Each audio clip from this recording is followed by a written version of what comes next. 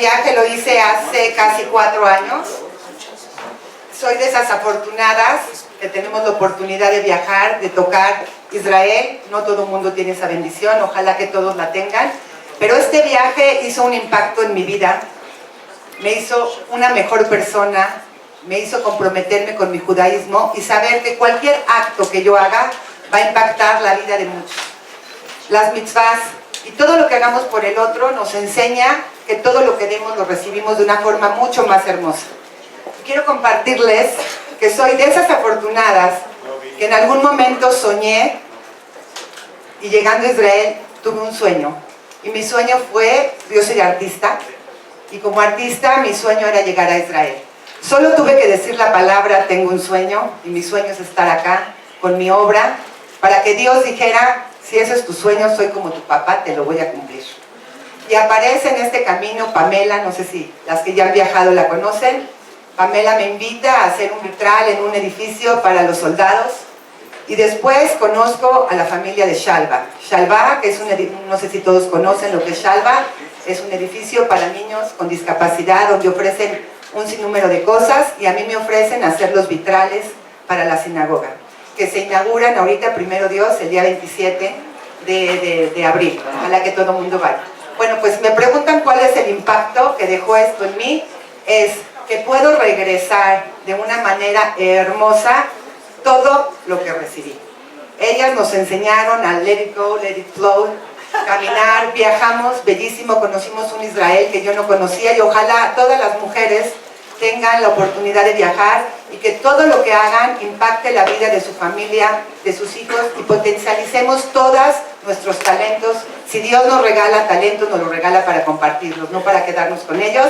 Y bueno, quiero terminar con una frase que me gusta mucho de una amiga y dice, probablemente el mundo no cambie tan rápido como quisiéramos, pero las personas sí cambian y cada persona que cambia salva un mundo entero. Y yo les digo, amen generosamente, que les importe todo, Dios con ustedes, Dios en su casa y en su corazón. Y quiero nada más terminar de mencionar que uno de los regalos más bellos que me dio este viaje fue esta casa que es Aish Torah. Me regaló a una de las mejores personas, que es el rabino Arturo, que se ha convertido en mi amigo. Me regaló muchísimas amigas. No tengo palabras de agradecimiento a Aish, al viaje, a ustedes y principalmente a Dios. And nothing is more important for somebody who speaks around the world than to sometimes feel stupid, vulnerable, and uncomfortable. Why? Because in order to really, really be a decent human being, to live by the values of the Torah, you need to have humility. Humility is not about thinking you're bad or thinking you're worthless. No, in fact, humility is the certainty that you have certain gifts given to you by God, but you don't take ownership of them. You understand that they were gifted to you. Tonight, we're going to do something a little bit different.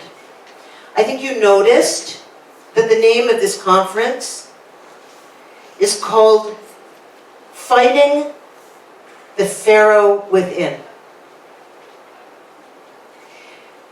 As we move towards Pésaj, while we do all kinds of things to rid our houses and our character of the ego within us, there is work that needs to be done internally. So I'm going to talk to you a little bit for the next 10 or 15 minutes for now about the work of getting yourself ready to receive the brilliance and the freedom of Pésaj. And then you'll notice that on your chair you have a piece of paper and a pen. And you're going to do a little bit of work. And it's not complicated, but it's important.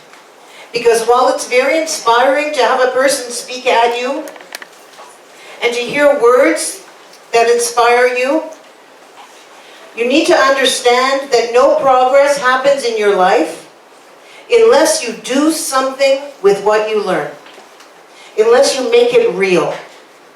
It's what is called the burning of new neural pathways.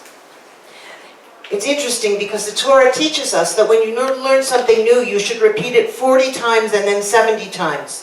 So our sages knew about this long before modern day neurologists told us about neural pathways. What I want to give you right now is a beautiful meditation, a metaphor. So listen carefully, and I would like you to put up the slide, if you might do that right now as I go through this. In every single one of us, there is a personal Mitzrayim, a personal Egypt, a place that's narrow, that's constricted, that we are enslaved to. And it's different for each and every one of us. We have a personal Egypt. For some of us, it might be an addiction to food, the inability to diet, being unable to stop eating when you've had enough. For some of us, it can be alcohol. For others, it can be attention. For some of us, it can be a relationship that is not serving us well. It can be a job that you hate. It can be a relationship dynamic that makes you feel trapped. We all have a personal Egypt, because what we learn from the Torah is not just stories, but they are paradigms of the human condition. And inherent in the human condition is the tendency towards emotional, psychological, or physical enslavements. So the first thing to consider is what might be your personal Mitzrayim, your Egypt. Now, many of us have more than one. And you should also know that your personal Egypt is not something to be ashamed of. Why? Because God put it there.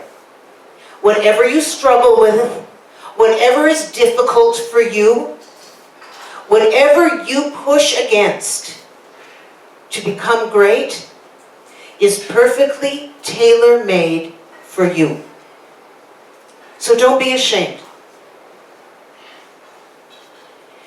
When you identify that Egypt, like our history teaches us, is when you are able to cry out about it. Our sages tell us that almost the worst part of being slaves in Egypt was that we stopped caring. We no longer cried about it. It became normal to us. In fact, we suffered from a kind of Stockholm syndrome. Are you familiar with that? We had become, our mentality had been such that we saw ourselves as lesser. This is what our lives were like.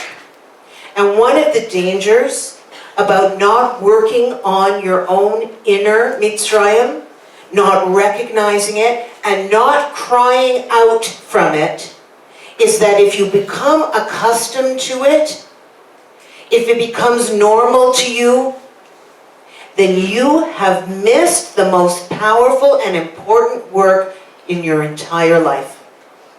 So, your personal Mitzrayim, in each one of us, if you are not constantly moving away from what enslaves you, if you are not always leaving Egypt, you are already back there. It means not one day of your life can you ever stop fighting that. This is why alcoholics, when they go to 12-step programs, say that they are in recovery.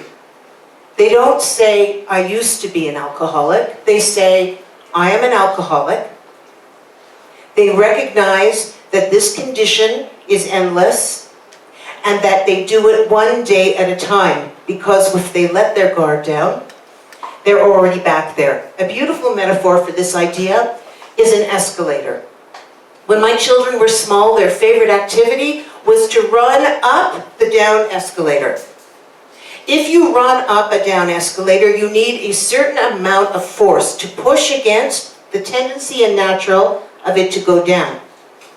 If you are trying to go up the down escalator, and life is a down escalator, it is the yearning for comfort, ease. I don't want to grow, I want to go to sleep, I want to press the snooze, I'm not getting up. The idea of being a human being who grows is to go up the down escalator. Now, if you push against it every minute, you can get to the top. And it's a feeling of great satisfaction. However, if you just walk slowly, you stay in one place. And if you stand still, you end up back at the bottom. If you are not always leaving your personal Mitzrayim, you are already back there. So when you identify what it is that fundamentally enslaves you, you need to be conscious every minute of the day that you are constantly moving away from it. Your personal Egypt. The second thing is the voice of Moshe, the liberator. The voice that says, I don't have to do this forever. Maybe this was the career I chose at 23, but I'm unhappy, and I've been unhappy for years, and I don't want to do this anymore. There is more to my life. Or maybe it's time for me to re-examine who I am. Maybe I have done things that I'm not proud of. Maybe my relationship is in a place where I am punishing myself and everyone around me because I'm not able to do the work, but you know what? I can do it, and it's never too late. Till the day I die, I can become better. I don't have to say, oh, there's too much water under the bridge. This is the way I'm always gonna be. No, I want freedom. That's the voice of Moshe. It's the liberating voice. And then there's the voice of Pharaoh. That is the voice that tells you, what are you, crazy? You think you're going to be any different? You're 50 years old. You've always been this way. You think suddenly you're going to change your personality? You think suddenly your entire life is going to look different? Don't waste your time. And besides, it's too much work. And I like my booze. I like my yelling. I like my stress. It's who I am. And besides, nobody's going to hire me at 50. I can't change my career. And what about my money and my mortgage? And besides, everyone depends on me. I've got to put 3 kids through college. I can't make my life better. I'm trapped. That's the voice of Pharaoh. So we have our own personal enslavement in Egypt. We have our own private hell. The place that keeps us tightly constricted, that doesn't allow us our growth. The place that unless we're careful, we will spend our days there until we die, and we will have missed our purpose in life. The second voice is sometimes quieter. That's that Moshe voice saying, oh, come on, Adrianne. Why do you stay enslaved when there is freedom out there? You can be better than this. You can work on this. You can change this. Don't be afraid. It's possible. Now, the scariest piece of this, and when you're going to do the work in a few minutes, this is where you have to be the most honest with yourself. The problem with the voice of Pharaoh is that it's very loud. It tricks you. Sometimes the voice of Pharaoh masquerades itself in righteousness. It says things like, oh no, too many people are depending upon me. I'm too afraid to make changes. It's too late for me. I'm a bad person. We talk about this a lot on the trip when we discuss the idea of life not being all or nothing at all. Sometimes, when we start to grow in our Jewish observance, and we know that we want to light those Shabbat candles, but we're probably going to get in our car and go out afterwards, a voice in our head says, well, why are you bothering lighting the candles? That's ridiculous. You can light the candles and then you're just going to go out. Don't bother. But that's not how it works. Every single step forward you take leads you to the next. The voice of Pharaoh is going to tell you, you're a hypocrite if you do this and not this. If you can only do part of it, well, what's the point? In the Mishnah, in Pirkei Avot, number 221 and 22, it says, it is not incumbent upon you, it is not necessary for you to complete the task, but you are not free from beginning it. Where there is much effort, there is much reward. We are graded on our effort. And the voice of Pharaoh tells you, if you can't get it all perfect, don't do any of it. We all know what our Pharaoh voice sounds like. And last is the goal. Freedom in the promised land. What does that look like? You see, for most of us, freedom in a promised land is not a physical place.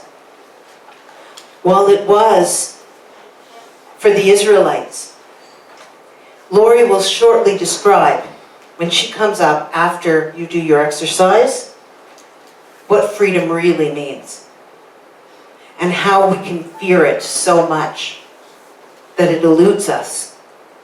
Freedom in a promised land, based on this metaphor, is every time you shut Pharaoh's voice down. Every time you say, you know what? I want to eat that. I want to eat that desperately. But I'm not going to eat it because I have decided to eat healthy foods.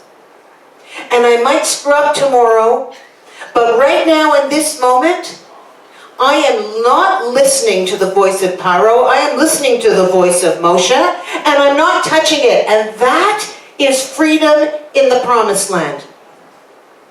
This morning I said that Viktor Frankl explains between stimulus and response, there is a space. In that space is our ability to choose our response. And in our response is our freedom and our growth. Bless you.